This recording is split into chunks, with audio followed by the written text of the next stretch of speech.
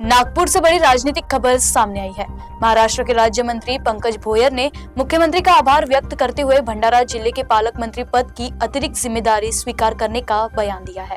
इस दौरान उन्होंने धान उत्पादक किसानों, जिले के विकास और हालिया विवाद मोर्चे पर भी अपनी प्रतिक्रिया दी है।